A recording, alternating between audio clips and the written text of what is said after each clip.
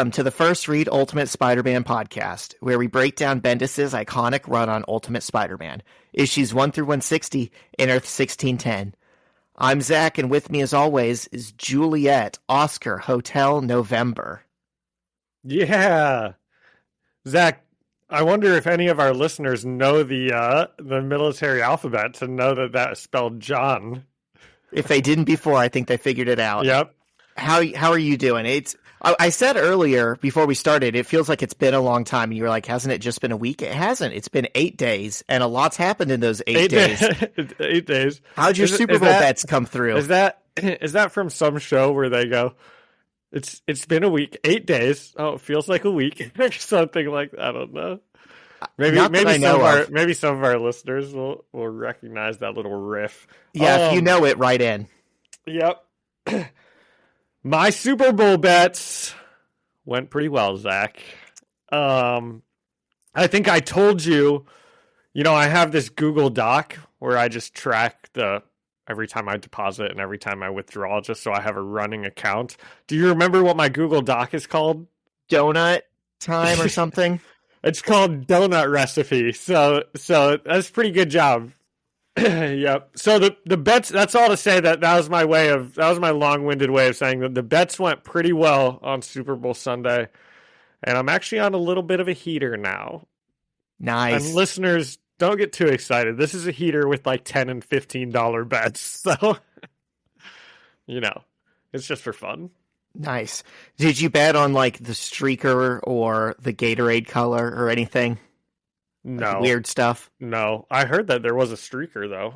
I saw some Instagram reel that I'm sure was fake, where the guy was like, here's how my friend made $100,000 going to the Super Bowl. Basically, he bought his ticket, he put all of his money on betting that there would be a streaker, and then he was the streaker. And then he was the streaker. Nope. And it's like, no. Wouldn't work. That doesn't happen. That would never get paid out. They ever. would,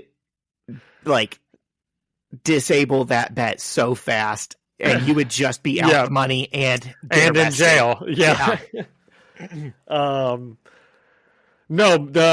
how'd it turn out for you? What were you and Shiloh rooting for? You guys are big Swifties, right? No, Shiloh wasn't even watching it. I was with my parents, and my mom was being a Swiftie, and my dad and I were rooting for the 49ers. Nice. Yeah, I was kind of rooting for the 49ers too, but I never for 1 second thought that Patrick Mahomes was not going to win that football game. When it went to when it was like close in the fourth quarter and then it went to overtime, I said Patrick Mahomes versus a Kyle Shanahan coach team in the fourth quarter and overtime of the Super Bowl is like an unstoppable force versus the world's most movable object. Like, it's a foregone conclusion. And then before overtime even started, Kyle Shanahan made like the worst coaching decision you can possibly make. I mean, that is a really funny comment that you just had based on exactly what happened in overtime, which is it was just a terrible coaching decision. I mean, I don't think that there's any reasonable way to look at it that you should be taking the ball first in that situation. Try to explain one to me if you've been thinking this through, Zach. I know Tony Romo said it's to let the defense rest. Stupid. That is just stupid. Like it matters. You're going up against the most clutch player in the NFL, and you were probably the least clutch coach in big games. Like, your track record is atrocious in those moments. And there's you can point at things that happened in overtime and be like, if they had kicked off first, that wouldn't have happened. Okay, you know what's funny about this Super Bowl? What's that? Is how Taylor Swift made everyone lose their minds, talking about it. And here's what I mean by that. Every single person at school that I asked, teachers and kids, were either rooting for the Chiefs because Taylor Swift, or they were rooting for the 49ers because of Taylor Swift. Nobody had any inputs on the game except for I don't like Taylor Swift or I love Taylor Swift. So I thought that was pretty funny. It's crazy how much of an impact she had on that and has on the NFL now. And it's like, she's been famous for almost 20 years. She's dated a lot of famous guys. I cannot remember an instance where, it like made or break someone's career because they were dating Taylor Swift. It was like they were already famous and they were just still the same level of famous. Yeah. But all of a sudden, you have people who have never watched football who are now like, oh, she made Travis Kelce famous. It's like, no, he was an all-pro tight end for like 10 years before he met her. What are you talking about? How do you bring new fans to the most popular sports league in America? Like, it was the most watched game ever. I believe it. Yeah. Also, it was pretty nuts. I mean, like all of these like 4th through 7th grade girls who have no interest in football at all are like coming into school talking about like the Chiefs versus the 49ers the week leading up to the Super Bowl and like the Monday afterwards. It is pretty wild. They go from having never seen a game in their life that fall to like, oh yeah, but when, you're facing a 21 personnel, you don't run out with a dime defense. That would be so funny. Okay, but also that's not the end of the Taylor Swift craziness, because my parents came over to watch the Super Bowl, and they're big news people, man. That's like all they have going all the time is like MSNBC or CNN or something, which is fine. It's whatever, Hey, count your lucky stars. They're not Fox News parents. Well, they also do check in with like Fox News just to see what like crazy people are saying.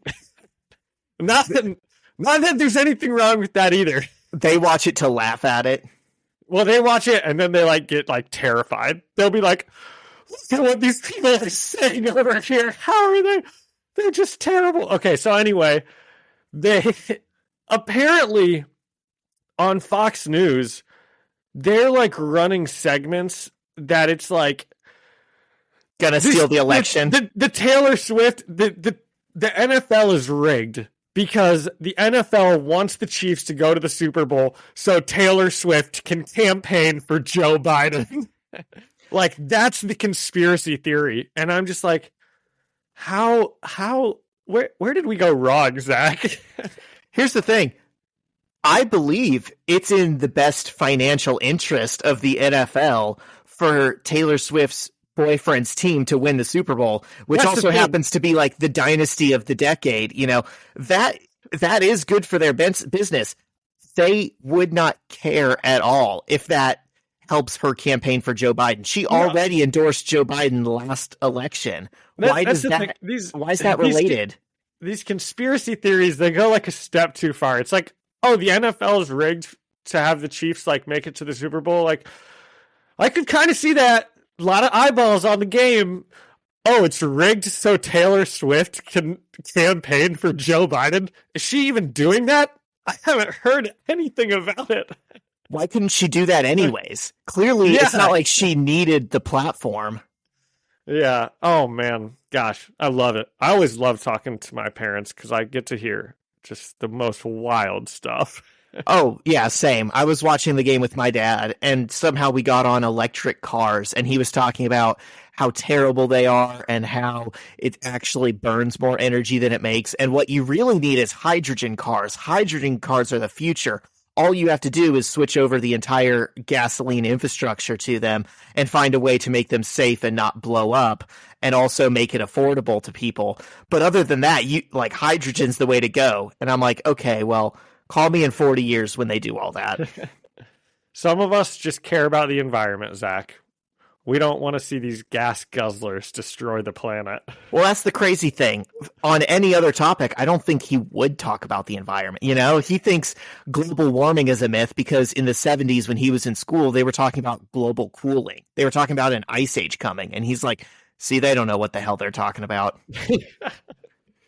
But all of a sudden, when it's electric cars, somehow one of the, I don't know, right-wing YouTubers or something that he watches is like, electric cars are terrible. And he's like, you know what? Yeah, they aren't doing enough for the environment.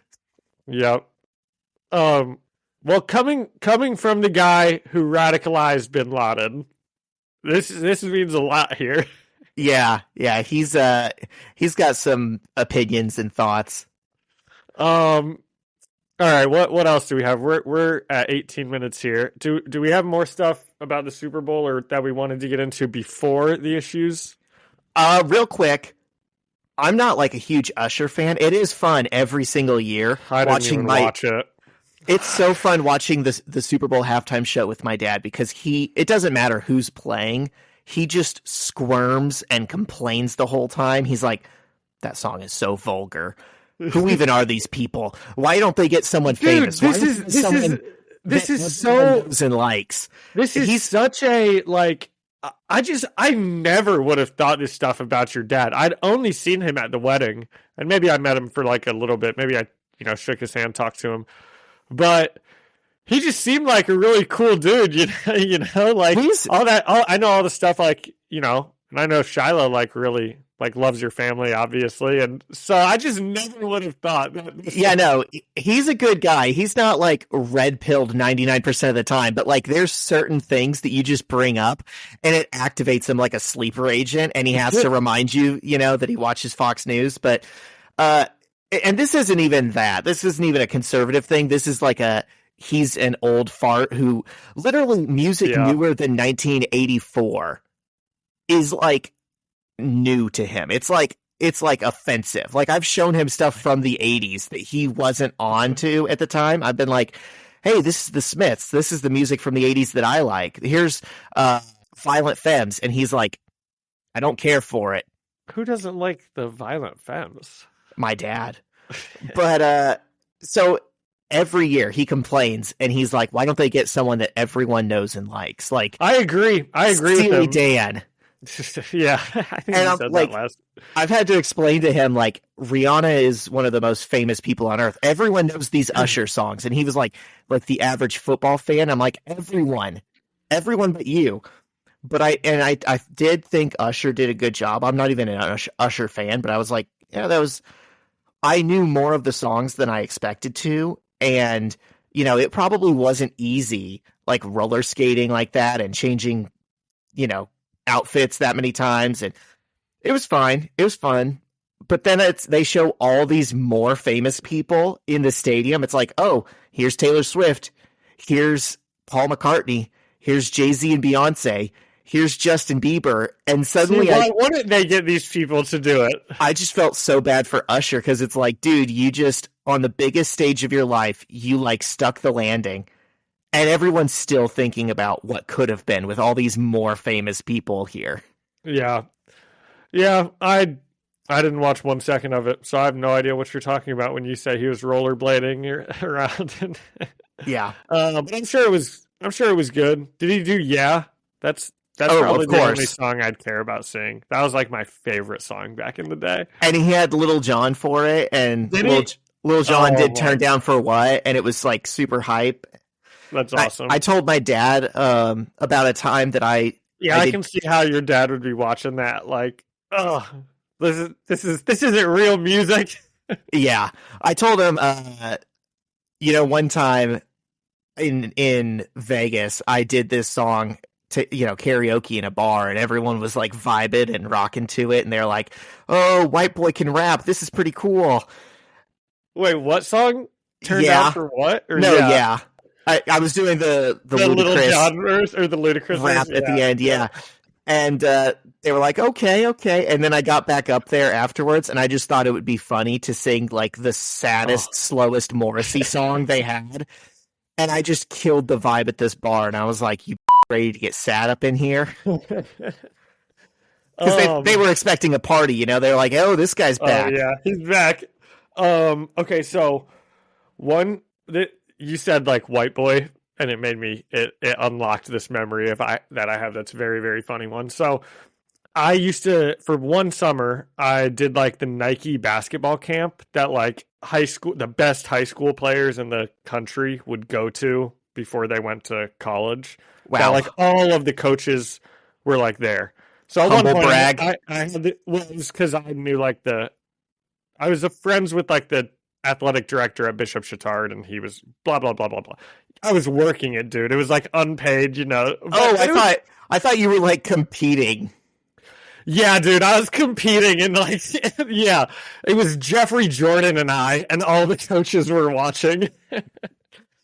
No, I was not. No, I was working at like refilling water and like getting Gatorades for high schoolers and whatnot. But it was fun. All of the big coaches from around the country were there, you know, so you know, I got to meet them. Michael Jordan was there. He told me no, he wouldn't give me his autograph like 3 different occasions. He kept being like, oh, ask me tomorrow. Kept saying no. But anyway, Glenn Big Baby Davis was there. And he was maybe either at LSU right now, or maybe he had just gotten to the NBA. I don't know if you know who that is. No. He was kind of like the next Shaq for a little bit. Okay. And he didn't end up, you know, being that good. But he won a championship with the Celtics, I think. He was pretty good. But he was a pretty funny guy. And we were kind of shooting around with him. And there was this one like dorky kid that was not as good at basketball. And anyway, he'd put up a the shot. Zach of the group. He was Zach. And Glenn Big Baby Davis would just be like, white boy ain't getting no pantyhose. And he just said that like multiple times, and it was just pretty funny. Because when he'd shoot and he'd drain it, he'd be like, pantyhose. and then the other kid shoot, white boy ain't getting no pantyhose. It was funny. Oh man. Okay. That's got to be the most embarrassing thing ever for white boy. I don't even know if it was just like funny. I don't even think it was like insulting or anything. It was just like all in good fun for sure. But yeah, maybe it was. Who knows? I'm glad it wasn't happening to me. Right. Yeah. Okay. We should get into it. Every business says they're better. But the ones that earn and display the BBB seal back it up. It instantly identifies businesses that are committed to operating with integrity, honoring promises, and telling the truth. Makes you wonder why every business doesn't have it. So look for it, because it's looking out for you. That's why it's the sign of a better business. And find a better business anytime at bbb.org. We're back. Right. We are back. Issues 93 and 94, wrapping up Deadpool Part 3 and Part 4. Thank God. Thank God, dude. Okay, but this actually, we open, and it's kind of fun that we've been talking about sports all day today already. By the way, the NBA All-Star Game is today in Indianapolis. Did you even know that? Are you doing... Did I even know that? I did not know that until 2 days ago. It took me 2 hours to get home yesterday. Of course I know that. You and Shana, are you guys going to do anything? Go and see stuff? No. I could have worked it for my job, but humble brag. I wouldn't get overtime. Zach was going to go to the NBA All-Star Game. Not to watch it. No, yeah, to compete. I'm in the dunk contest. No, I wouldn't have gotten paid anything because I'm already salary, and then I wouldn't have been able to watch it. I would have just been like in the lobby. So I was like, I'm absolutely not doing that. Yeah. Okay, so we open with a full page shot of like, I said a sports announcer type of personality. And he's like, welcome back to the event you've all been waiting for. As we all know, we're ripped off. What's up, Zach? Are you about to say something? The Mutant Hunger Games. Yeah, pretty much. That's like what it kind of reminds me of. As you know, we were ripped off the air by mutant X-Men, but we've turned the tables and we've captured the X-Men. Welcome back to Krakoa. And we see a bunch of different like TV screens behind this guy, and they all show like mutants fighting the reavers. And this is a pretty good opening page. You know, this guy's hamming it up just enough that I kind of like him. And his name is Augustus Beezer. What's the Augustus Beezer? I was trying to think of who he actually reminds me of, and I can't place him. He specifically reminds me of somebody, but I just couldn't think of who it was. I think it's Caesar Flickerman from the Hunger Games. It might be. Because he's such a jolly, friendly announcer, like talking about this fight to the death, like it's, there's no stakes at all. He's just, he just wouldn't rather be anywhere in the world but right here. Yeah, it might be. He's definitely got some good Caesar Flickerman to him. Gosh, who is that guy again? Is that the actor? Yeah. That is, oh my gosh. I know who it is. There's a drink named after him. Oh, man. Arnold Palmer. That's Mr. Arnold Palmer. Gosh. There's some show where they're like, Arnold Palmer was a golfer. And he goes, the man was a drink mogul. I'm sure he did lots of things. That sounds like a Sunny quote if I've ever heard one. It's Scrubs. Scrubs. Okay, I don't know. I'll doesn't matter. It's like right on the tip of my tongue, but you know what? I'm not going to look it up because it's not bothering me that much. I'll try to think of it. Okay, so they captured the X-Men. They're back on Krakoa Island. And then we turn to page 2. Stanley Tucci. Oh, the Stanley Tucci. That dude, why'd you have to do that? Son of a... Okay, thanks. Now my brain can focus on what we're doing. So we turn to page 2. And I would say, Zach, that this is the worst page that we've seen in 93 issues of the Ultimate Spider-Man run. I sure hope the rest of this comic isn't like this. I sure hope it isn't either. There's just too much going on this page. I'll try to describe it for some of the readers that maybe don't like follow along, or listeners that don't follow along like in the comics, but this is the longest 14-page issue you've ever read in your life. Dude, I was getting so frustrated with you for making me do this one after like page 5. And then I saw that there were only 14 pages and I was like, oh, thank God. And it did not seem like it. It was... Okay, so... There is a full-page shot of a humongous battle of all of the X-Men and all of the Reavers fighting each other. And there's just too many characters in it to really, really be able to, like, care and take your time with what's going on. They're all just fighting, basically. And then, what Zach and I are joking about that truly ruins this issue and every page is the whole thing... On almost every single page, there is like the television broadcast going at either the bottom or the top of the page. And it's just always like 8 tiny panels that are loaded with text. And it's like the TV broadcast that's happening. So it's like Augustus Beezer talking about what's happening. And, the 7 panels like change like a television changes. Was that well explained, Zach? It is. And because it's a television broadcast, it's all filling in information we already know. It's like, well, as you know, Greg, the mutants are here because we brought them here because we hate mutants. And so we're going to kill them right here on TV. Isn't that swell? That's sure right, Bob. We do hate those mutants for sure. And it's like, that was 3 pages. Let's go live to Deadpool. I hate these mutants. And that's why we captured them and brought them here.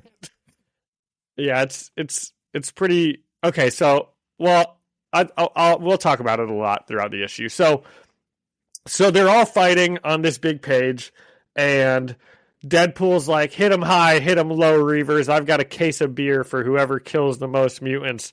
And Spider-Man goes, "But I'm not a mutant. Not that there's anything wrong with that," which we know is a joke he's made like 7 different times in this run.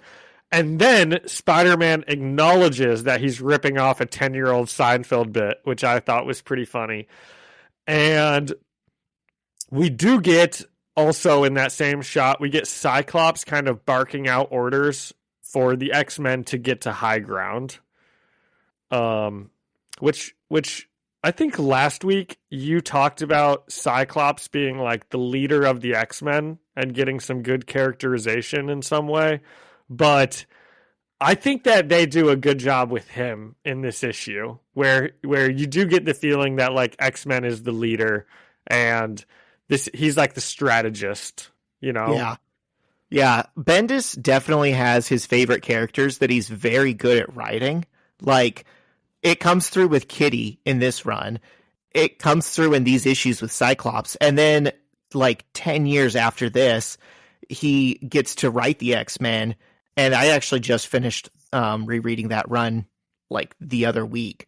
And he's got a book basically about Cyclops. And then he's got another book about Kitty. And he writes them well in those too. You know, it's like, you know, his favorite characters, you can tell he puts a lot of thought into, like, okay, what would they be saying and doing in this situation? Yeah. And then the trade-off for that, obviously, is like there are characters here like Rogue who are just drawn and never say or do anything. Yeah. Well, there are a lot of X-Men, you know. There are, and everyone does that. Everyone has favorites, and then they have ones that are just kind of relegated to the sidelines, you know? Yeah. But it's nice when someone gets a good Cyclops. Like Cyclops, Storm, Jean, Xavier, and Magneto, I think are like the 5 that you really have to get right to be a good X-Men writer. Yeah, gosh, you know, that actually brings up that we've seen the X-Men a lot in this run, but we've never actually seen Magneto, and he's so awesome. Do we see him at all in Ultimate Spider-Man? I don't think so. He is pretty active over on the Ultimate X-Men side of things, but I don't think he really shows up directly in Ultimate Spider-Man. Okay, so that's the stuff that's happening in the picture on this second page. Now, in the TV broadcast, down towards the bottom, Augustus Beezer is telling the world how the mutants were just ordinary people, but they hate mutants so much they turn themselves into mutants to kill mutants. And somehow this all makes sense to these guys. And Deadpool's like, think of the willpower, the dedication, the spiritual control of someone who's willing to become a Reaver. These guys are an inspiration. We're going to kill these X-Men today. And I'm paraphrasing a bit, but just a bit. Yeah. Yeah, it doesn't make... Okay, anyway. I was going to say one more thing, and then we'll talk about how this doesn't really make sense. Yeah. Okay. So then Deadpool goes on this rant about how mutants were born with their powers. They didn't have a choice to, like, get them. But these Reavers, and it sounds like Deadpool also maybe, they had a choice, and they chose to get mutant powers. So therefore, that's okay. And it shows that the mutants should die because they're worse, because they didn't get a choice. And their logic just doesn't add up here. And I actually think I'm going to give Bendis a little bit of credit. And I'm going to say that he is purposefully trying to show how, like, the logic leaps that, like, prejudiced and racist people don't make sense when they have to, like, actually describe them, you know, like, so. Bingo. Yeah. Yeah. They're like, oh, you ask a racist person, why do you feel that way? And they jump to, like, pseudoscience that was discredited 100 years ago, or some vague feeling that they have. And you're like, this doesn't make any sense. And that's exactly what's happening here. People have asked forever, well, in the Marvel Universe, why is it that people hate the X-Men, but the Avengers and the Fantastic Four are just okay? And it's like, yeah, that's the point. Bigotry doesn't make sense. Yeah. Okay. Yeah, so even though this is really stupid to all be saying, we'll give Bendis the benefit of the doubt on it and say it's purposefully being stupid. And that's also the point in the original material with, like, Reavers is they're hypocrites, you know? They hate these, like, abominations, you know, that are not how God intended people to be made, so much that they become abominations, which is not how God intended people to be made. Yeah. And they're like actual, like, abominations. Yeah, they're like robot monsters. Yeah. So anyway, Deadpool's still ranting, and he's like, my grandpa had a saying for mutants back in the day, called them carnival freaks, said they belong in a freak show, and he's just like a racist redneck. This is terrible characterization for Deadpool. Oh, yeah. I know you were probably so excited when I said the next arc is Deadpool. You're like, let's go. Everyone is the first time they read Ultimate Spider-Man, and then this ends up being like one of the most hated. It's like not even Deadpool. There's like nothing about this character is even like, Deadpool. What we know and love. Yeah, exactly. So it's very, very easy to just look at this as like a different character entirely. This isn't really hurting my soul that they did Deadpool like this. Right. But it's one of the most dunked on story arcs of this entire run, and I feel like it's with good cause. Yeah. Okay, so Deadpool is still talking, and he's like, he's telling Augustus Beezer that and the audience at home that they kidnapped the X-Men overseas or something to avoid breaking like U.S. law, which doesn't make sense because we definitely saw them at the X-Mansion taking Kitty and Spider-Man from there. Yep. So below this absurd mountain of text on the smallest panels in existence, we do get a pretty awesome full-page shot of X-Men and Spidey running away with Scott barking out more orders to fall back because they're outmanned and outgunned, and that this fighting spot is not conducive to all of their powers. And bright spot in the issue, for sure, I think, is what they do with Cyclops here. Because it would even be easy to just be like, let's retreat, X-Men. But I really like that line that they give him there where it's like, these are not, our powers aren't, this isn't a good spot for our powers. We need, because that shows just like a bit more strategy and like thought about the team. Yes. People who don't understand the X-Men are always like, Cyclops is boring because they just know him from the cartoon and the movies. Yeah. He's only boring if you do him wrong. Like, he should be thinking through things like this, Yeah. James Marsden's pretty awesome, though. He redeems Cyclops' boringness and, like, whininess because James Marsden's just pretty awesome. It kills me that the casting for him was so perfect, and then they just did nothing with it. Like, they wrote the worst possible scripts to use James Marsden as Cyclops. Did you hear what they did to Halle Berry? No. It was so she didn't want to return for the third movie because they weren't using Storm for anything, and she's like, I want my character to be cool and matter. And they wrote a fake script to show her that starts with, like, Storm using her weather powers to end a drought in Africa and, like, help people. She's like, wow, that's cool. Okay, I'll sign on for this. And as soon as she signed up, they were like, oh, thank God, we can throw that out the window. And they rewrote it. That is so that's like... oh, man. That would have been a better movie. Weird. I know, that would have been... that is a better movie. What was I about to say? Oh, in the first movie where she's fighting Toad and she's like, what happens to a toad when it gets struck by lightning? Same thing as everything else. I just don't understand why she didn't say it croaks. Oh man, that would have been so much better. What a better line. Like, I remember the first time I ever watched that movie, she says the first line, and in my head, I'm like, it croaks. And then she's like, the same thing that happens to everything else. And I'm like, that's not it. What? Those movies were so bad. If you're not an X-Men fan, don't judge the franchise based off of anything you've seen in live action film. I don't think those movies are bad. I still like all three of those movies quite a bit. I get a lot of fun, a lot of enjoyment out of all three of them, even though they're not perfect.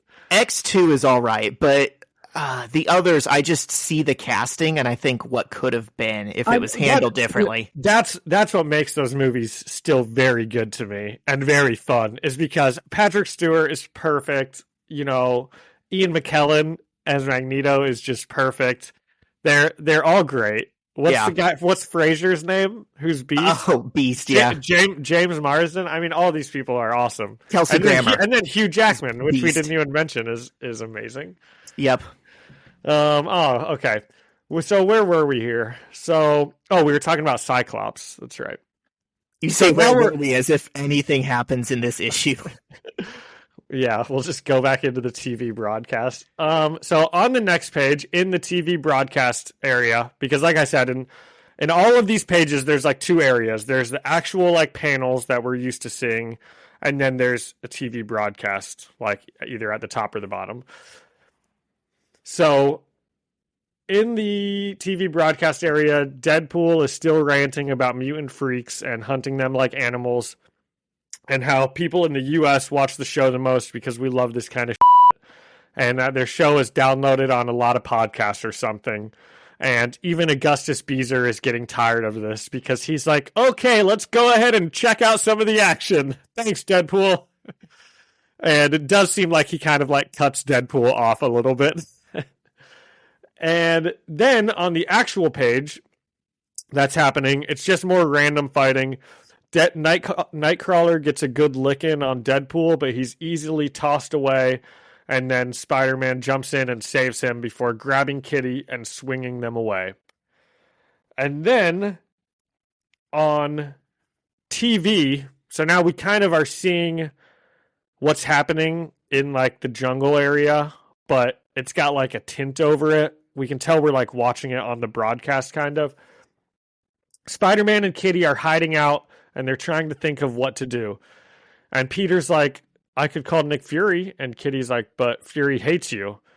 And then Kitty says, I could click my heels. And Peter says, well, try that then. Before Kitty says, I didn't wear my ruby slippers. And Kitty tells Peter not to break up with her for getting them into this mess. And Peter tells her that this obviously isn't her fault, and she's going to want to break up with him when he's grounded for 7 years after this. And the Peter and Kitty screen time is another just breath of fresh air into this issue. As always. Yeah. It's still a lot of fun watching them talk to each other. And I said it's a breath of fresh air just between paragraphs of text from Deadpool and the announcer. And Kitty brings up a good point, and she says, what did they do with Professor Xavier? What if he... And then she's interrupted by Peter's spider sense going off, and he quickly swings both of them away as an explosion happens right where they were standing.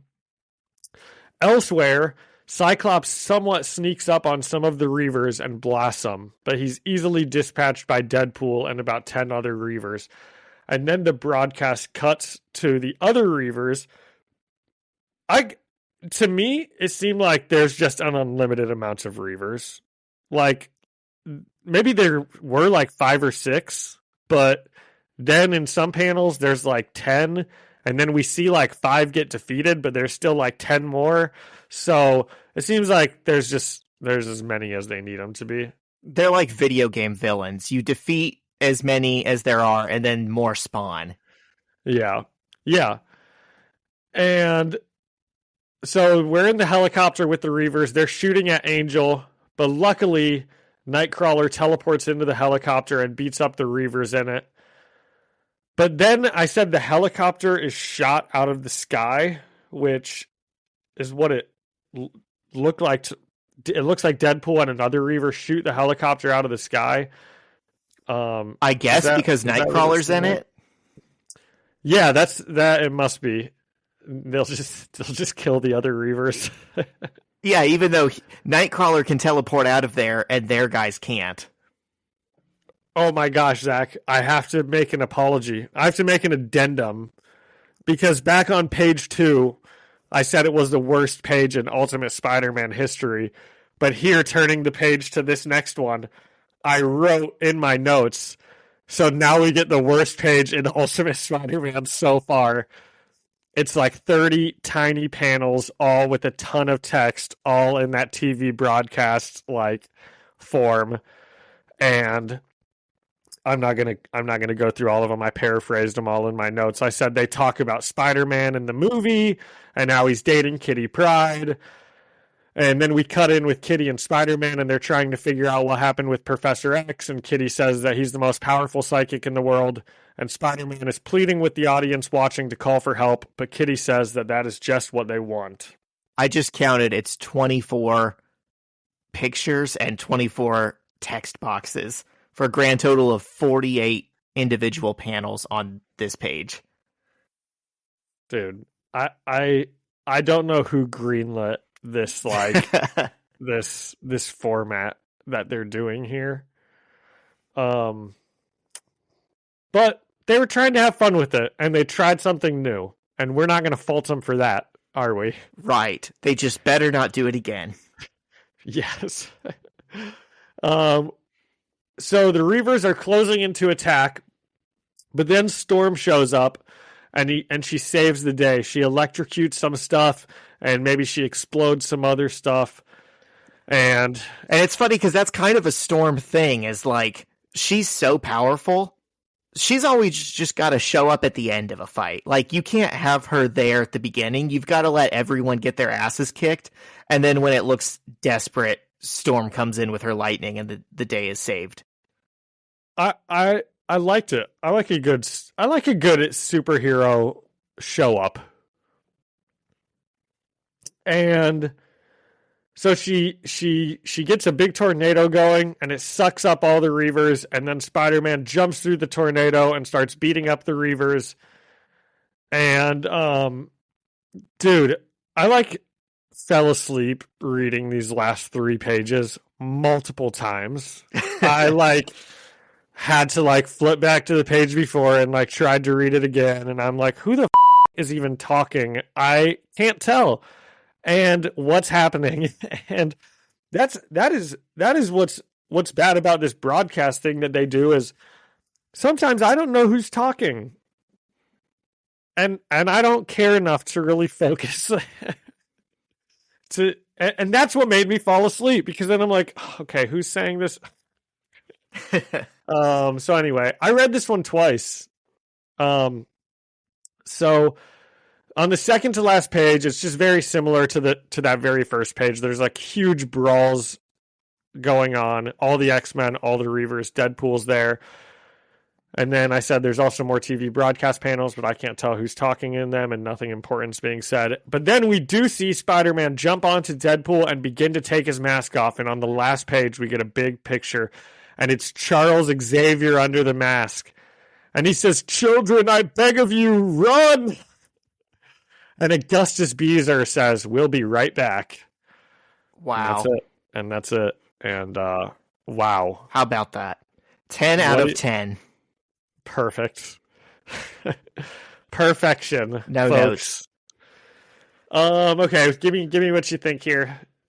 Dude, I think we did. I mean, kudos to you for explaining this issue that I would have done in 4 sentences, because from where it starts to where it ends, it's just a bunch of fighting and dialogue that doesn't matter. And then the last 2 pages where he takes off the mask and it's Professor Xavier is really all we need to know for the next one. But yeah.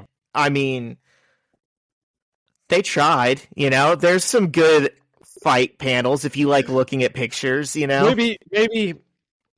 Maybe this comic run was they were giving Zach his minutes. They were letting the Zach of The Office write this one. Really, what I think it is I think Ultimate Spider-Man was such a big seller. Sometimes you'll see they break their regular schedule. It's not always 1 issue a month. Some months they'll put out 2 issues and then also do the regular issue for the next month. And I feel like this was just one of them where they maybe pushed a little too hard and just had to get something out. And that's craziness. That's craziness that they can't come up with a better storyline with Deadpool and the X-Men. I mean, it's such a waste. Yeah.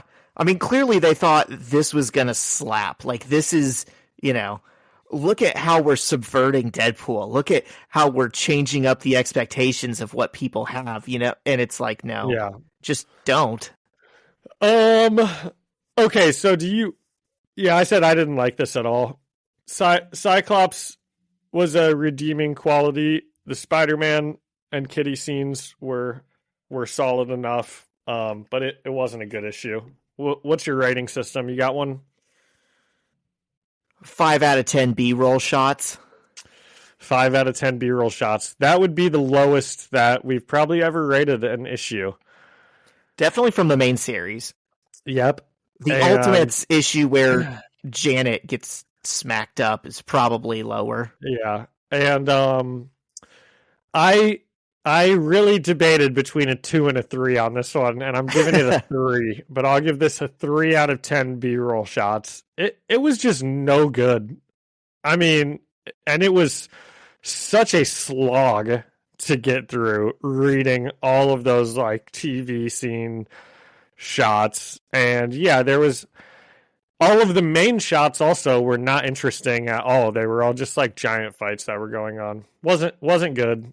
Worst issue for sure.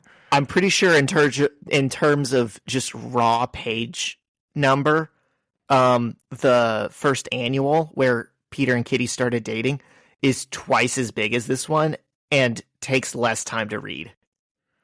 Yeah, probably. This, yeah. All right, should we move on? Issue 94? Yeah, let's do it. We got to finish off the Deadpool saga. The final issue of the Deadpool arc. Man, these reavers look so disturbing.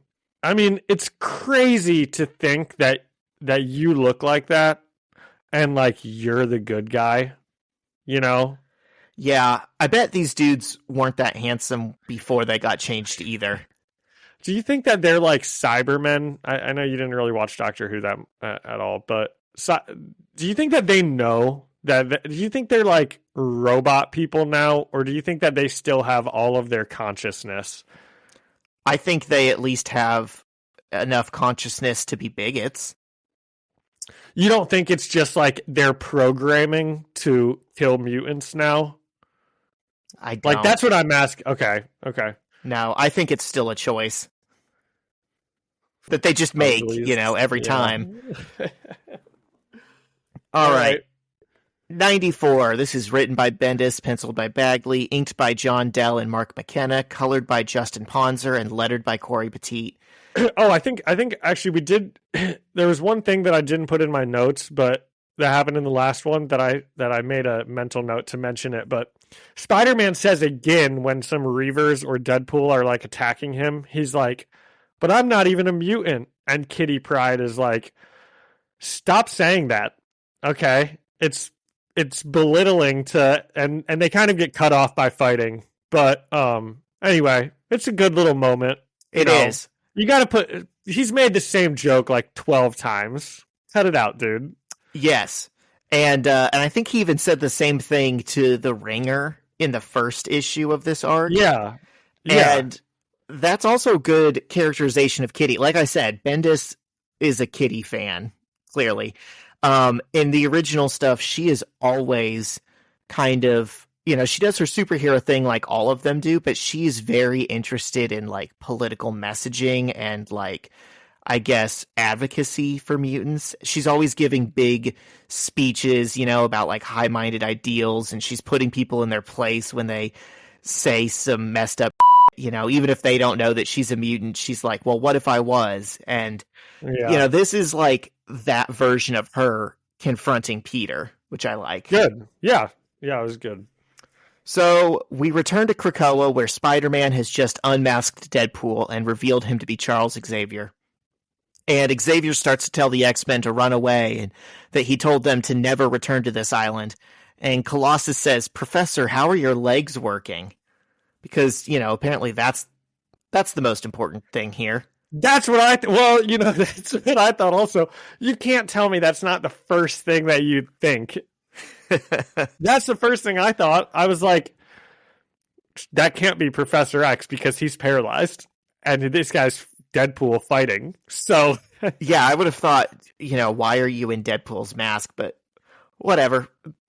The legs is the dead giveaway to Colossus. And Spider-Man says, "Wait a second," and decks Xavier in the face to Kitty's horror.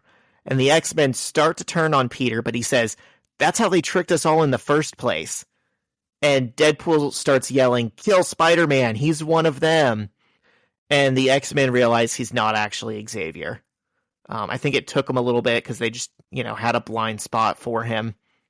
Yeah, it was all that was all good, Yeah. This was a good little start. I'd expect, and Spider-Man wouldn't have that same blind spot for him, right? And he's probably got some spider sense going. And so Deadpool starts shooting at them and shoots through a phased Kitty. And Peter reminds her that he has spider senses and she can trust him. And she says, "I'm sorry, he just really looked and sounded like the professor." And Spider-Man and the X-Men get a safe distance away. They're just constantly doing that in these issues. They're just constantly making a strategic retreat.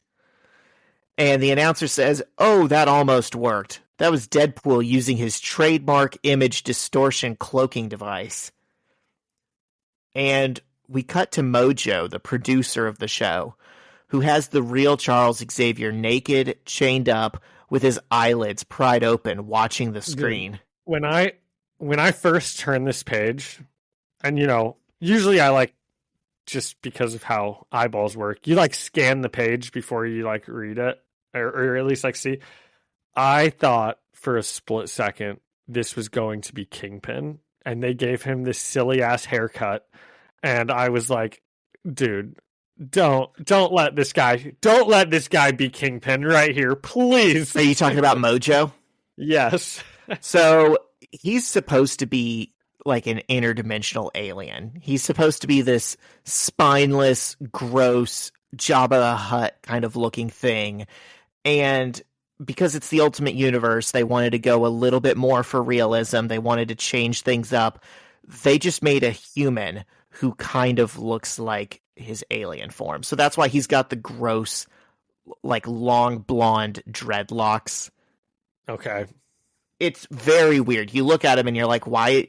No one looks like that, especially not like a fat white TV producer in a suit. He kind of looks like Kingpin.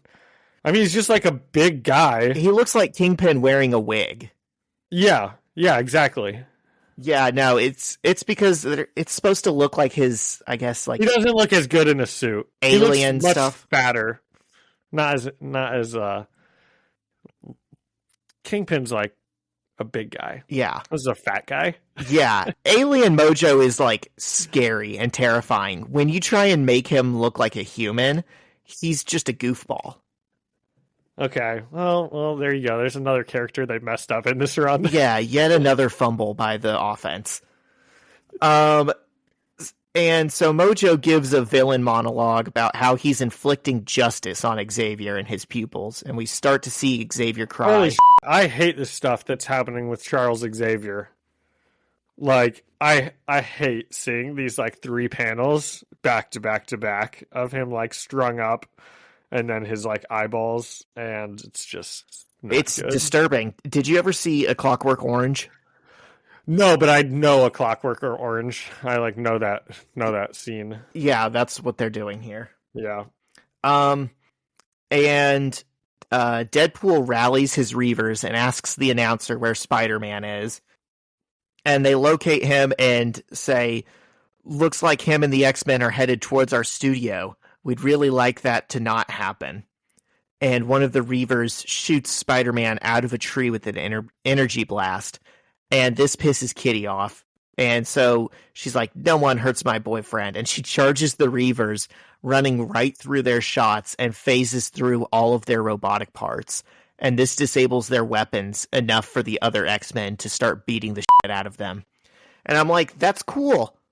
Why didn't you do that 3 issues ago? I know, that was awesome. Yeah, I was like, hell yeah, go get him. Yeah, I love it. Yeah, this is good. Yep, watching the X-Men beat up all these mutant freaks. Instead of all this retreating, Kitty could have dispatched them by herself, pretty much. And Deadpool sneaks up behind Kitty and tases her.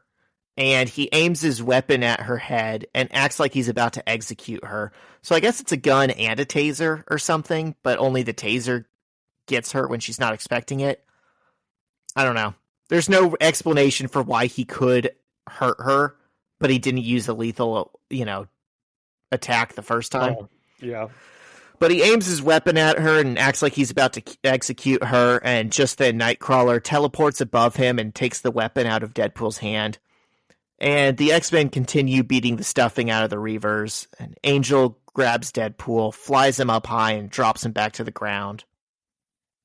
And around this time, Spider-Man re-enters the fight, and now it's his turn to smack the shit out of Deadpool's face. It's just a bunch of cathartic panels of Deadpool getting his shit rocked.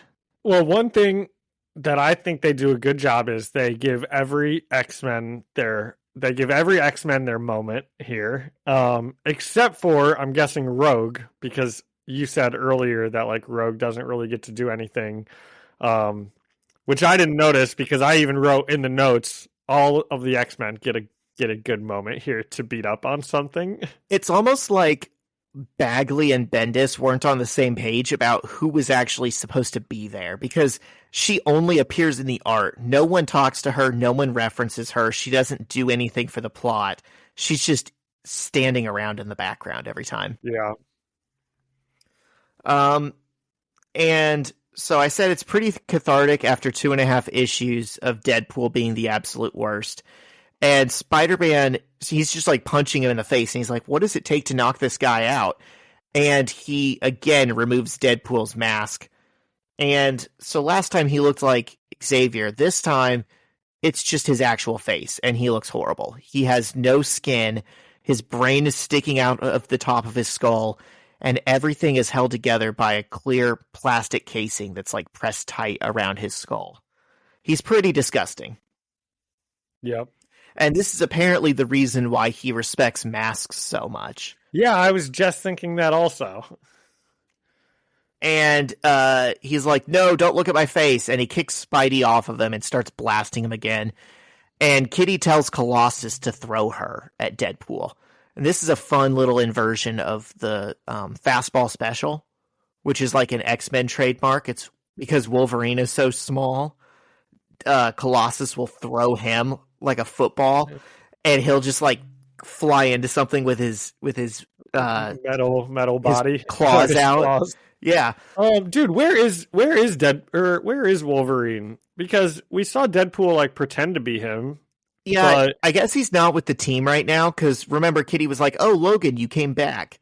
So I guess he's like left the mansion at this point or something. Okay. He's always doing his own stuff. But this we'd hate to see. Well, actually, you know what? I just remembered that if Wolverine shows up, it's not Hugh Jackman showing up. It's like the Wolverine from this universe. So never mind. We're fine without him. Kmart brand Wolverine. Yeah. Who molests teenage girls. Yeah. But this is a fun inversion of the fastball special, because Kitty's the one that gets thrown. And so Deadpool seems like he has the upper hand and is about to kill Peter, and just before he can, Kitty phases through his chest, and Deadpool blows up. And Kitty saves Peter from the blast by phasing him at the last possible second. It's cool. We love Kitty Pryde saving the day. Yep. She pretty much stopped all of these villains by herself. Or she, at the very least, she got the party going. Yes. So then all the X-Men just came in and started killing them. Yep. And which makes sense, because if you put all the X-Men and Spider-Man together, I like their chances against like a random group of robot men. Oh, absolutely. You know? Like they should win this pretty easily.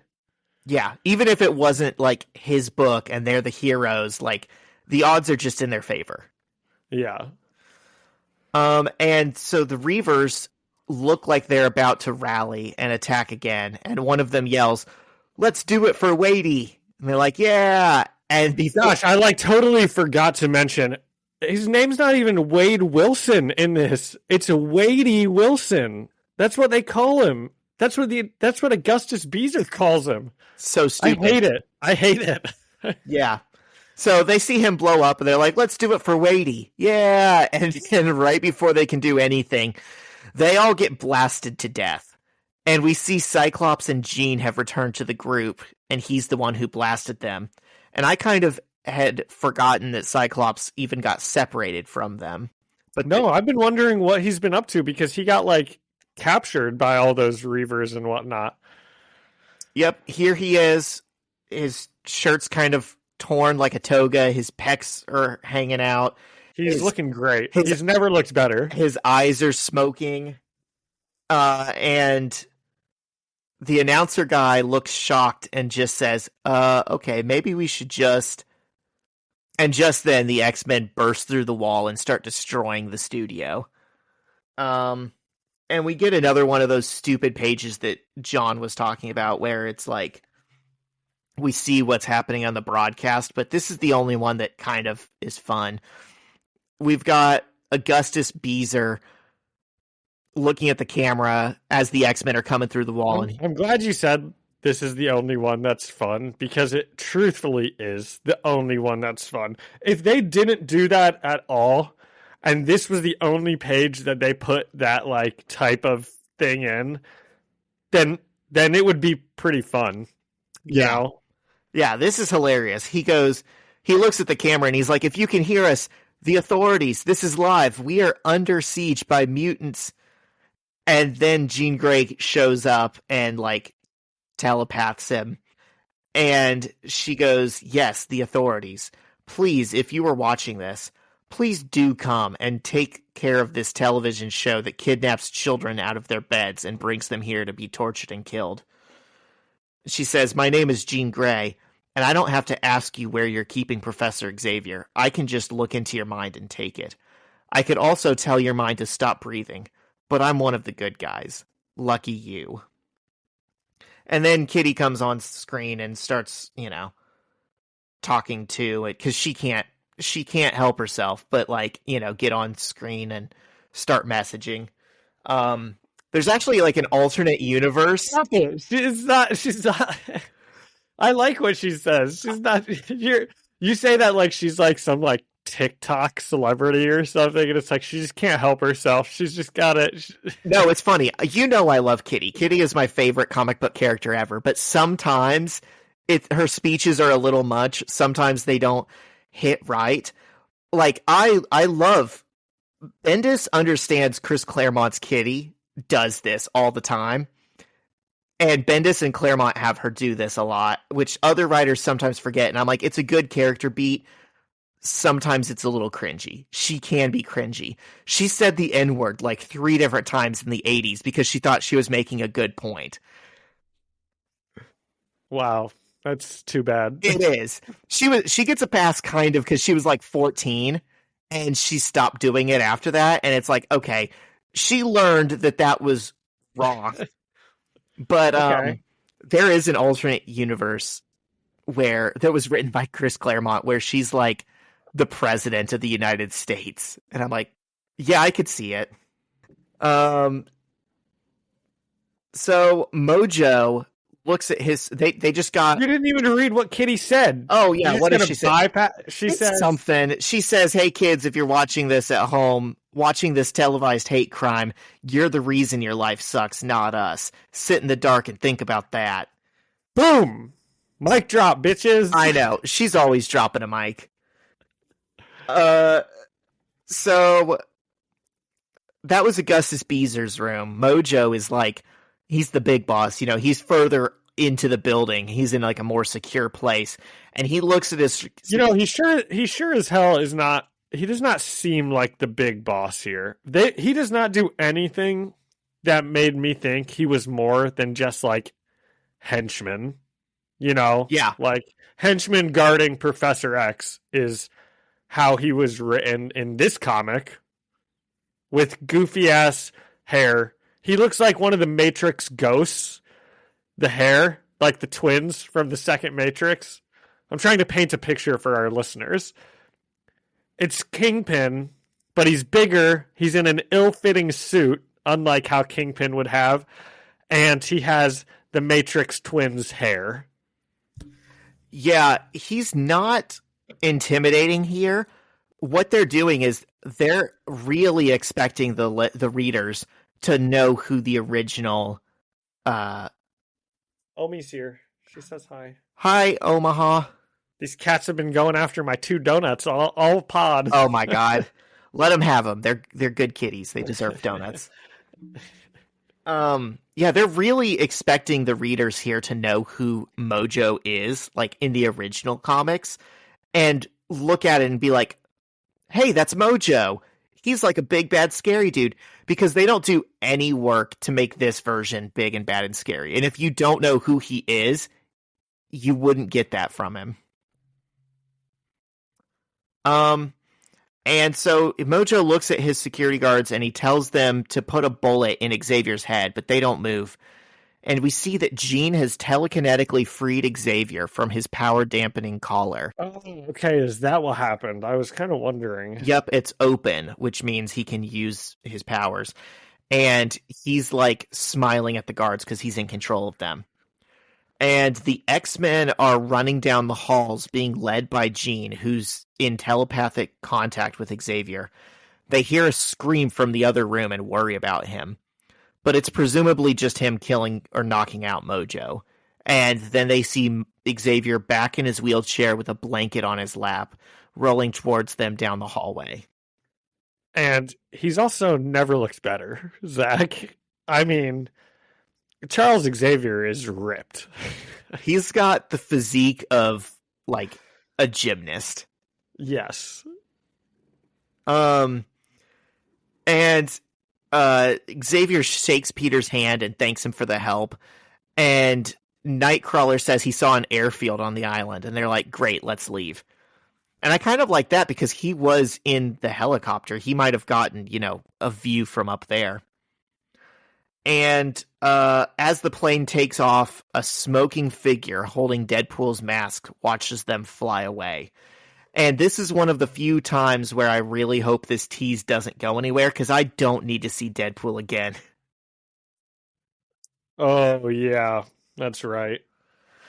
And we see Peter and Kitty cuddling on the plane, and he asks, "Are you all right?" And she says, "Yeah, it's just the hate. It gets to you after a while." And that night, back in Queens, Kitty walks Peter to his door, and they're talking about how they're finally going to do it. They're going to tell Aunt May that they're dating and he's Spider-Man. And it's really late. And oh my gosh, I wonder if it'll happen. Ooh. This has never been teased before. Sarcasm. Peter's got an awesome X-Men shirt on. He does, yeah. Every time he visits them, it's like they give him a shirt for the school. Yeah, it's great. And it's really late, and the whole house is dark, and Kitty says maybe Aunt May went to bed already. And they're walking around the rooms, and they're looking for her. And he presses the button on the answering machine because he sees they got a message. Remember, kids, back in the day, not everyone had cell phones. You had to call, like, the kitchen table, and everyone could hear the messages. And he listens to it, and do you remember... We've probably talked about this before, but do you remember having to call girls from the home phone to the home phone? And talk to their parents? Oh my God. That was mortifying. I'm actually lucky that I didn't have much luck with the ladies. I wasn't about to say that, but I was going to say those, like, I think I'm like 3 or 4 years older than you. And that might be just a big enough, like, age difference to where you probably did have cell phones during those first years, like where you might be calling a girl or something like that. So you might have not had to do that, but it happened with some of my earliest crushes, which is like good and bad, because it's like, you just have the sweetest intentions. You're just like, yeah, this is a girl in my class who I think is cute, and maybe we could hold hands someday. And like, their parents aren't like, maybe we could like say hi to each other at school. Yeah. Hey, it'd be really nice if you came to my birthday party at Chuck E. Cheese. Okay, the parents aren't like, we're dating now. That means nothing, but we just are. Yes. We still don't talk to each other or anything. But we're dating. Yeah, you're as non-threatening as you can possibly be, but also talking to adults is way more embarrassing. Yeah. So I wonder what's on the answering machine. They're like, "Oh, let's listen to this," and it's Aunt May, and she's like, "Peter, sweetie, I went out for a date. It's going really well. I'm gonna stay here. You're an adult. We'll talk about this later." Let's go, Aunt May. She doesn't say you're an adult, but like, you know, you're mature enough. Like we'll have this conversation later. Just go to She bed. says you're a big boy. Yeah, you're a big boy. That's it. Go to bed. Be good. I'll see you tomorrow. He's a doctor, Miles Warren. Is that anyone whose name we should know for any reason? It's the Jackal. There you go. Oh, Aunt May. No.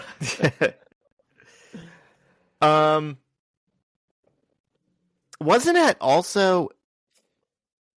he Peter's psychiatrist? Now I'm wondering, I think Ultimate Universe Miles Warren was like actually, I somewhat remember that too. Harry's psychiatrist that like hypnotized him. Huh. It was. Holy oh my gosh. So that means that guy probably knows that Peter is Spider-Man. Or he's going to hypnotize Aunt May. Or they completely forgot and they just referenced. Oh my gosh. So that means Aunt May. I don't even want to say it, Zach. Oh, so this guy has mind control powers. Don't go there. No. Okay. I don't even want to say it. Yeah. I hope not. I think it's just meant to be an Easter egg. Man. Oh, it is. This doesn't go anywhere. Like this. That seems strange that they would have her date Harry Osborn's psychiatrist and it doesn't lead anywhere. I don't know. I know it's my role to have been the guy who's already read all this stuff, but I haven't read this section of the run that many times. I think I've just been through it like once a long time ago. Okay. But well, anyways, good for her, they dodged a bullet, and guess what, John? They got the house to themselves. Wow. Everyone in the Parker household's getting lucky tonight. Okay, so that was the Deadpool arc. What do we think? First issue was pretty good. Right? We liked the first issue. We did. We gave it a 9 out of 10, didn't we? Yeah. Started off strong. Second issue was bad. Third issue was probably the worst issue that we've had so far. I feel pretty confident saying that. And the fourth issue, I thought was okay. It was good, you know. It's fun watching the X-Men beat up on all these people, and then they get home and Aunt May's out getting laid. That's fun. Happy ending for everyone. Exactly. So I didn't give it a rating scale. Yeah, God, I hope Deadpool doesn't come back too, man. I just don't care about seeing him again at all.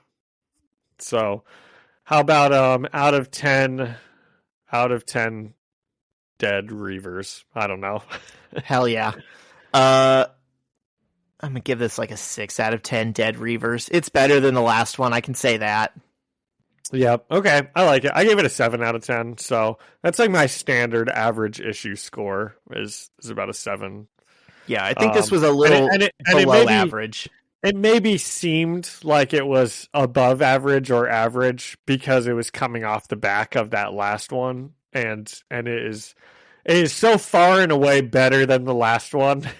That it is. While still not being great. Yeah. But all right, and guess what? We get a little tease in the bottom of the letters column. And we love it. We're excited for this too. Next issue, Morbius. Everyone's favorite movie. I've never seen it. So all I know about Morbius is Jared Leto. So we'll see how this lives up to the Jared Leto hype. Yeah. If you loved the Deadpool arc, get ready, because now we've got another heavy hitter coming. Dude. Okay, so I think in last week you said that there's this it's pretty common knowledge that like the Ultimate Spider-Man run starts off like insane and then it goes downhill. And I was thinking that's unfair. I think it ebbs and flows. We've seen some of the valleys, but there's still peaks ahead as well. It is stronger overall than most comic runs that would be this long. So there's probably a reason for that. It's probably because, they start out with Green Goblin and Doc Ock and Kingpin and whoever else the big villains are. And it's like, man, this is awesome. And then in the middle here, they're like, they could have done Deadpool and that'd be a big hit or two, but they didn't. And then they're like, okay, let's do Silver Sable and Morbius and Hammerhead. Like, yeah, and it's like, I guess I get why they do that, but just recycle the old villains and give them some good arcs again. And well, they keep doing that too. Well, I'm guessing that that's what they will do later on, where you say it ebbs and flows and it goes back up. I'm hoping it's because we get another good Green Goblin run, maybe, or a Kingpin arc, or something like that, where, because it is easier to make good issues when I care about the villains versus, like, this Morbius one we're going to read. I mean, it could be great, but I'm not going to care that much about what's happening with Morbius. Unless it's really good, it's going to be hard to, like, build up that same level of excitement as you get with Green Goblin or Kingpin. That's fair. I will say it's not always dependent on the villain. The villain doesn't always make a story good. We are coming up sooner than you think on an arc that I'm really excited for that has nothing to do with the villain. The villain is not an A-lister. It's not even the main point of the arc. Wow. So that means we're either going to get some Peter and MJ stuff again, or do we finally see Peter tell Aunt May? I don't know. We're going to get a lot of we're going to get a lot of movement, a lot of shakeups and changes. Well, we made it through another arc of Peter and Kitty together, and that should be celebrated. That's true. Yeah. Every time that they don't break up. Yep. We get another issue. That's a W. Yep. Yeah. Okay, you got anything else? I don't. So next week, did I even write it down in my notes? I did not. Next two issues, 95 and 96. Morbius. It's Morbin time, as the kids online say. I had forgotten about that meme entirely. Should we both watch that movie before next week? I refuse to. Okay, well then I won't either. Okay. I would have if you said yes. I appreciate the dedication to the pod, but it truly... Well, I like Matt Smith a lot. Yeah. But man, I hate Jared Leto. Oh my god, I can't stand him. I find him so annoying. Just every... Canceled. We've done it again. He's going to someday do his own Jonestown Massacre, and we're all going to be like, we should have seen the signs. He runs a cult. He absolutely does. With women and... Yes. He just walks around an island dressed like Jesus, and they all follow him. Why? What is so captivating to people about this guy? He just seems like the worst. Yeah, he's terrible. And I don't understand why he keeps getting work. He's not good in anything he does. I mean, I've never met one person who's like, I like Jared Leto. I've just never met him or her. I'm going to be honest, and I'm going to be vulnerable here. If you say 30 Seconds to Mars, that doesn't count, because that was like before he was a weirdo, right? And they made that one good song. They made a few good songs. I have a 30 Seconds to Mars CD in my CD case for my car that I never use because I just have Bluetooth. And it's not even the one that you would think it is. It's like one of the later albums, because they still made some good music. But I haven't even seen them live. I don't care to. I've heard they suck live, and I'm sure that they do, because you have to watch Jared Leto do anything. He like goes out there in like a white bulletproof vest, like he thinks he's so cool, and then he's like wearing a cape, and he's like pointing at the audience. He's like, "You know this one? Let me hear you sing it," for every single song, and he sings like 20% of the time, and they have to play it deeper because he can't hit the high notes live. Oh my god! Well, we all get older. That's fair. But I can't. So is that what you were going to say? Is that what we're giving him credit for? 30 Seconds to Mars? Yeah, it's not a great band, but it's not as bad as I wish it was. That's not even what I mean. I mean, how does he keep getting work in movies? I don't know. Did you see he climbed? Nobody likes him in anything. Did you see he climbed the Chrysler building as like a publicity stunt? He's like, I've always wanted to do this, and they just let him. I think I remember hearing about that, and I just don't care. I just can't care about anything he's doing. We were in New York, and I'm like marveling at the Chrysler building, and I can't remember if it was Shyla or one of her sisters like mentioned that to me. They're like, "Oh, did you see he just did that?" And I was just like, groan. See, exactly. Here's the thing. If you told me Tom Cruise did that, I'd be like, sick. That's fucking awesome. Oh, yeah. Because Tom Cruise is always doing dangerous stuff like that could, like, you know, he does his own stunts. He's, like, known for that, dude. There's some cool shots of Tom Cruise doing some cool stunts. So if he did that, I'd be like, that's awesome. And it's Tom sick because Cruise he's 60 being years Tom old. Cruise. Yeah. But Jared Leto doing that, and yeah, it's just grown. Just come on, man. You nailed it. I could not say that better. Tom Cruise should be cringy, but he can't be. Like, the man just so endearing. He decided long ago exactly what he wants his life to be, and he's just following that path. Yeah. Okay. So, do we have anything else Spider-Man related? We don't, but we might have some stuff Marvel related. This was a We do, Zach. big week for Marvel Studios, big week for Marvel Entertainment. Yep. Can I introduce it? Go for it. It's almost perfect. We're based on the comics we just read today, you know. Dude, our SEO is going to go crazy. Everybody's talking about it this week. Everybody saw it. It's the new Madam Web movie. Let's go. We've all been so excited about it. I got kicked out of my theater for barking like a dog. Yep. I painted my face a big web on it.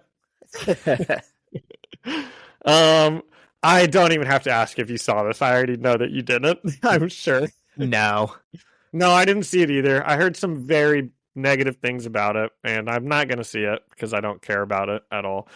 It's in the same universe as like Morbius and Kraven, and it all looks like it's in the that same are just- universe as that grad student film you always dunk on.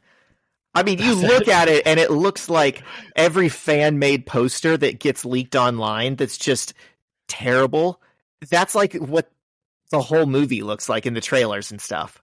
Yeah, I heard it was just like the most boring nothing movie ever. There's just no reason to see it. Adam Scott I really like. I didn't even know he was in it, but he's playing Uncle Ben. Huh. If you told me Adam Scott was in a Spider-Man movie playing Uncle Ben, you'd have to like pay me to keep me out of the theater. And somehow I didn't know about this at all, and it's the worst thing ever. I'm realizing right now I would like him as Ben Urich. That'd be good. Isn't Ben Urich usually black? Not that he can't be, but no, I think that that's just the Daredevil Netflix movie show. Oh, he's not black in this comic run, is he? He is not. The other guy is. The other guy, the black guy, That's what Bobby Robertson. I know. They're like, who's the white guy and who's the black guy in there? But yes, that's who I was getting, because I was watching the Daredevil show and I was thinking that Robbie Robertson was Ben Urich. But you're right. Okay, I think Adam Scott would be a good Ben Urich. Yeah. I also think he'd be a good Uncle Ben. Yeah. I think he's good in just about anything he does, probably except for this. He should climb the Chrysler building. I would definitely watch him do that. I do gotta give... He should play the role of Jared Leto climbing the Chrysler building. I do got to give Madam Web its roses for one thing. How about the recent live-action Spider-Man movie trend of taking a really, really old lady and just casting a hot, making her hot MILF? We love it. If I had a nickel for every time that's happened, I'd have 2 nickels, which isn't a lot, but it's strange that it happened twice. Maybe 3. Sally Field is nothing to, turn your head away from. Who's that? Sally Fields was she was Aunt May in the Andrew Garfield. Oh, was she? Movies. I'm just kind of joking, but but she's not like an old lady like in the Tobey Maguire ones. Yeah, a 95-year-old aunt. Yeah, yeah, to a 14-year-old boy. Yeah. Yeah, okay, so we weren't actually going to talk about Madam Web. A bunch of stuff did actually happen. The Deadpool Wolverine trailer dropped, and the X-Men 97 trailer dropped, and something else dropped, right? The Fantastic Four cast. Fantastic forecasting. Okay, Zach, lead the way. All right, so if you're here because you saw the Deadpool trailer and you typed Deadpool in your podcast app and you saw that this was Deadpool Part 2 and you've waited this long, ouch. Thank you. The next 60 seconds are for you, I guess. Wow, this actually worked out timing-wise very well. It with did. The release of that trailer. I feel so bad for the people who now have listened to us talk for 3 hours about the worst Deadpool in existence. It was fine. I mean, the trailer was fine. Yeah. It didn't inspire awe from me, but I'll see it. I think one big change that would have made this trailer much better. Cable. Was that what you would have added in? Cable? I want to see Josh Brolin return as Cable because I think that's one of the more perfect comic book castings we've seen. Yeah. I was going to say, when the TVA shows up, you've just got to give us some TVA agents that we saw in Loki. And the boss TVA person with the white hair that he talks to, get Owen Wilson to do that. And all of a sudden, that's a way better, more interesting, like more connected, story to everything. I do like the idea that it's like a big agency, there's more than like 4 people that work there, but I get what you're saying. Yeah. I'm just surprised they used the TVA at all. I had just heard about, I think Zach's going to ask if the MCU's back. He's been asking it. He's been asking it all week. Way to steal my thunder. Sorry. Do you want to go? Is the MCU back, John? I don't think so. And I don't think it'll ever be back because everything's just spoiled nowadays. I don't even go out looking for this stuff, but I already knew the storyline. Deadpool has to get Wolverine and they're doing stuff with the TVA to like get into the main universe or something or other. And gosh, it's been like that for like every movie since like the Amazing Spider-Man Andrew Garfield movies, where they just started putting everything in the trailers, and that's just no fun. It's no fun to go and see, that was one of the reasons I just find it so hard to like really love like the Spider-Man movie that came out with the Spider-Man and the villains and the Doctor Strange movie, because you just know what's going to happen before it even happens. The old villains show up, and then the new Spider-Man show up, and then they're going to win, and that's what happens, right? And it's just like boring to watch the movie knowing what's going to happen, and it didn't used to be like that, and I don't think it'll ever go back to that. I think that's a problem with studios now. They want to put more stuff out to get people in the theater, and it has the opposite effect. Yes. I agree. I was going to say, so that's one thing that happens, or people generate, so there's the information that gets leaked by the studios, and then there's like the fan theories that just get created for clicks, and it's almost impossible to tell the two apart. So you can tell everyone what's in the movie, and like for Doctor Strange, be like, oh yeah, there's going to be different versions of different heroes. We're going to have Patrick Stewart show up. We're going to have John Krasinski be Mr. Fantastic. And that's like legitimate leaks. But then also people can say, yeah, and Deadpool's going to be in it, and the X-Men are going to get revealed, and Spider-Man's going to show up, and it's going to be part 1 of 2. And all these lies come out too that also get people's expectations way up here. So when it only meets the first bar of like what was actually leaked, but you don't provide on like the rumors that then people bought into, you go into something that should have been like, wow, this was a huge reveal. If you had no information, now it seems disappointing. It's crazy to me in that spot in the Spider-Man No Way Home movie that they didn't they didn't try their hardest to save everything. Even like Doc Ock and the Green Goblin coming over. They didn't. The best part of that movie was when Matt Murdock showed up as Daredevil, because I didn't know. That's the only part of that movie I didn't know that was coming. Yeah. But dude, I still remember reading a leak for that movie, which you could say is my fault, but it's also the studio's fault. Got to protect your stuff. But I was reading it, and it was like maybe this is a leak, right? It might not be true, but it's a leak, and it was like Peter is going to go to Doctor Strange and ask him to do a spell that deletes everyone's memory of him, and then while the spell's happening, Peter's going to mess it up and blah blah blah, exactly what happens. And I remember being like, that is so dumb. Yep. Why would Doctor Strange do this stuff for Peter?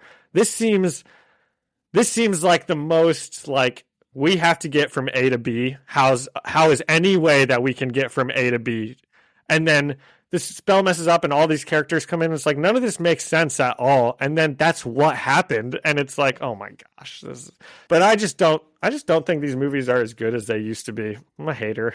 I'll say this. If anything was going to save it and bring it back, it would be Deadpool and Wolverine. And the introduction of the X-Men and the introduction of the Fantastic Four. Like, these are, like what you said about this Ultimate Spider-Man run. Oh no, we used all the good villains at the beginning. The MCU didn't actually do that. You know, it elevated second tier heroes at the beginning and made them A-listers. And now you've got people that 10 years ago, 15 years ago, would have really got people excited. You've got the X-Men and the Fantastic Four coming in. Yeah. And you have a chance to do it right. They've just got to go back to creating movies like one at a time. They have to, like, obviously they want all the movies to flow together, but they've got to just do individual movies that make you care about the individual characters and not just be like, what's going to happen in the post-credits scene that's going to lead to the next one. Because that's how most of the original like MCU ones were. It was always like, dude, that's why those movies will never not be great for me, because I love Captain America and Iron Man and Thor so much. And like that whole storyline up until Endgame was just like phenomenal.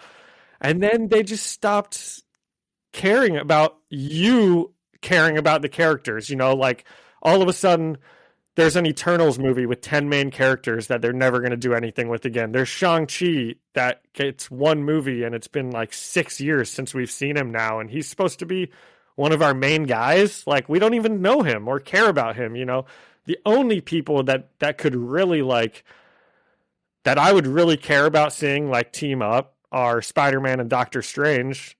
I mean, they're the only two that people really care about anymore. So I don't know. They've got to do something differently. They need a good introduction to the Fantastic Four, and then they probably need to give them a second movie like a year and a half later, which I know is like impossible to do in today's day and age. But that's just, they've just got to make like good trilogies for each person. Like, you know. Well, and it's weird that they, you know, Endgame was so big in scale and did so well at the box office. They were like, we have to do another Endgame. We have to go to Secret Wars. But you're going to have to completely change what Secret Wars even is, because if you're just trying to do Hickman's 2015 Secret Wars, that worked because of like 60 years of Fantastic Four history. Like, that Secret Wars is a Fantastic Four event that happens to include the rest of the Marvel Universe. It's a love letter to the Fantastic Four and their relationship with Doctor Doom. and we're now saying we're going to establish that in a single movie 9 months before. I don't buy that, you know? Yeah. It's always the results and the IP and the content comes before the art in their minds. And I just long for the day that it doesn't work like that. Yeah. Yeah. I don't know. I hope they're all really good again, but I just don't. It's just a different time, you know. Like it's. I don't hate Pedro Pascal. I know there are people what did you think of all the casting? Love him. I guess I'm fine with all the other Fantastic Four actors. I'm not a huge actor guy. I don't know that many actors, but it's impossible to avoid Pedro Pascal because he's in everything now. And I don't. He's not my favorite. I don't see it. You know, I'm not a hater. I'm not like he can't be Reed Richards, but it's like that's just not what I ever would have pictured. I kind of agree, but I've only seen him he was in one of the Kingsman movies, and then he was in the one. Yeah, he was in the second one where they like go to the American version of Kingsman. He was the guy with the lasso. Oh, I didn't even realize that. Yep. And then he was in Wonder Woman, and you know, he doesn't. I don't know that much about Reed Richards. I've seen those. You didn't know he was the main guy in Wonder Woman. I guess I wasn't aware of him as like a person when I watched those movies. I think of him from The Mandalorian and that movie about Nicolas Cage. Is he in Unbreakably Cool and whatever that movie's called? Yeah, he's like the co-lead. That's where that. Oh my gosh, dude! I have to see that meme movie of them smiling at each other in the car comes from. I don't even know that meme, but it's hilarious. I want to see the Nicolas Cage movie, The Unbearable Weight of Great Talent. Or, I don't remember what it's called. Yeah, it's worth a watch. I'm sure it is. But you know, they're actors. He could be a good Reed Richards. I don't know anything about Reed Richards or Pedro Pascal, but I know that they're actors. So that's right. It's going to come down more to what the writers do and what the studios do. Definitely. Yep. They've just got to make a good movie. And that's my biggest hope with Deadpool and Wolverine is even though this trailer did not excite me very much, I have a lot of hope that Ryan Reynolds will make sure that they make a good movie. Like, I think if he's gonna be a part of this, he's gonna make sure it's good. He's not just gonna show up and like take a humongous paycheck, which I'm sure it is. I'm also a little scared that they're gonna try and cram every single X-Men story or character into this movie, which doesn't work. Cassandra Nova is gonna be the main villain of it. She kind of got teased for a second in the trailer. That's the most confusing character you could possibly have. I don't know how she's going to fit into a Deadpool movie. John, she is Charles Xavier's evil twin sister that he killed and absorbed in the womb. Yeah, but I heard a little bit about this past week. How are you going to do that in a Deadpool movie? That's wild. Maybe it's another universe where she absorbed Xavier. I don't know. I don't know. I mean, I have no idea. It's very much a choice. But, yeah. We'll see. It might work out. It will be hilarious to me when general audiences know the name Cassandra Nova, like how they suddenly everyone knows who Thanos is. You know, that's hilarious to me. That is funny. I hope it's good. And X-Men. Okay, so we did Fantastic Four, we did Wolverine and Deadpool. What about X-Men 97? Oh man, this is probably the thing that I would say has the best chance of being good because 30-minute animated episodes. I mean, you can churn those out, baby. Yeah, I was so nervous about it for so long because the main writer, he kind of got dragged by X-Men Twitter a while back ago. His thesis on the franchise is just very different from mine and a lot of other people's, but I'll give him props. He does know the comics history, and it seems like he's, hitting on some stories that are really, really good that haven't been adapted yet. So it might go some interesting directions. It got so much hate though for Morph, the shape-shifting character that was created for the show back in the 90s that's hardly ever been used in the comics. Morph does not have a fan base. There's no diehard Morph fans out there that you needed to please and get him right. They said, yeah, Morph is non-binary now in this show because he's a shapeshifter. Morph can be anyone. Morph can be anything. The first time we saw Morph, he was male, and then he turned into Jubilee. So now Morph is, I don't know Morph's pronouns, but non-binary. And it's like, that makes sense for a shape-shifting character. They just did a story in the comics where they retconned that Mystique had assumed a male form to become Nightcrawler's father. And what? it was the original intent with the character from back in the 80s. They were just finally brave enough to do it. For Mystique to Mystique be is Nightcrawler's father? Nightcrawler's father. Oh, I guess they look sort of similar. Oh, so she assumed a male form, yes, had sex with a lady, yes, and then that lady gave birth to Nightcrawler. Yes, which is what fans had wanted for a long time, because it undoes a retcon that everyone hated. Well, that's fine, but that doesn't mean Mystique is now a non-binary character. Mystique transforms into people all the time. Right, I'm just saying Morph is Mystique, right? Morph is similar. I mean, she can be. I don't care, Zach. She can be. The point is, a shapeshifter in general is the easiest person to say they're non-binary. And Morph is specifically the shapeshifter that no one was going to get. No one should have gotten mad. You just ruined my favorite character. And of course, there's losers out there who are doing that, who are still, they're just, trashing this. They're like, X-Men went woke. And it's like, do you not know what X-Men's whole deal has always been? Okay, that just that very comment that you just made, it brought something up that I think we've probably even talked about before, or at least mused about it before, but I think movies also are too political now, Zach. They're just too heavy-handed with their politics. Exactly what you just said. X-Men has always been political. So have all of these different comic books. I mean, it's impossible not to be when you have good guys versus bad guys. There will be political themes in every single thing.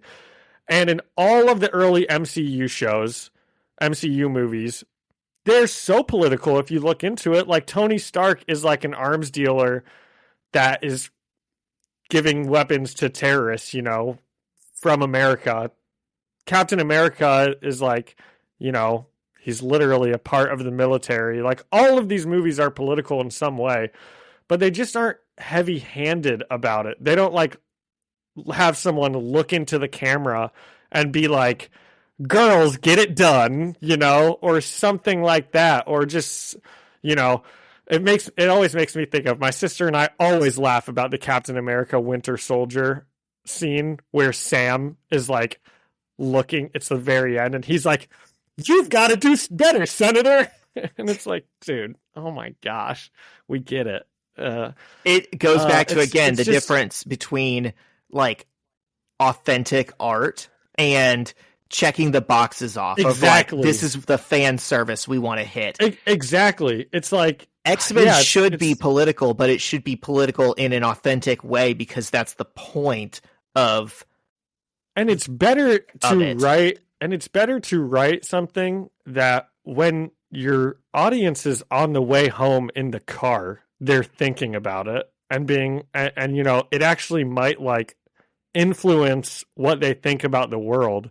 But when you just sit there and spout values and talking points to the audience, then people are this has gotten way too political, and they're not wrong about that, because it goes from being subtext to being the actual text. Yeah.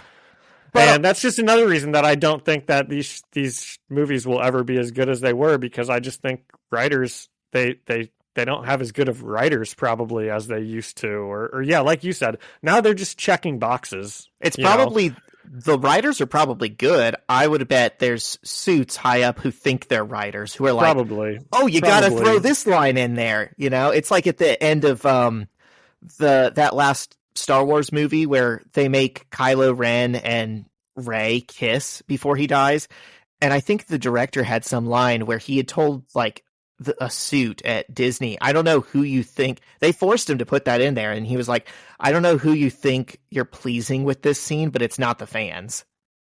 Yeah, you could apply that to so much that they do. You probably could, but truly, people who were like, you ruined Morph, this isn't true to the character, I loved Morph was my favorite, and you just made him woke. Go touch grass, buddy. You didn't know who Morph was. Just admit it. It doesn't matter. Yeah. All right. Well, I can't wait. So wait, so Morph is non-binary now, and we're gonna get him in this show? I love it. Yep. I love making dorks mad. And they did other woke things like make Rogue's fat ass flatter, and people are finding the weirdest things to be mad about.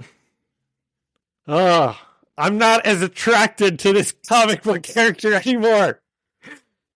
This whole country's gone woke. Damn it, man. What do I have to do now? Look at the other 10 million pages of rogue porn on the internet? Gosh. All right, what else do we have? Anything?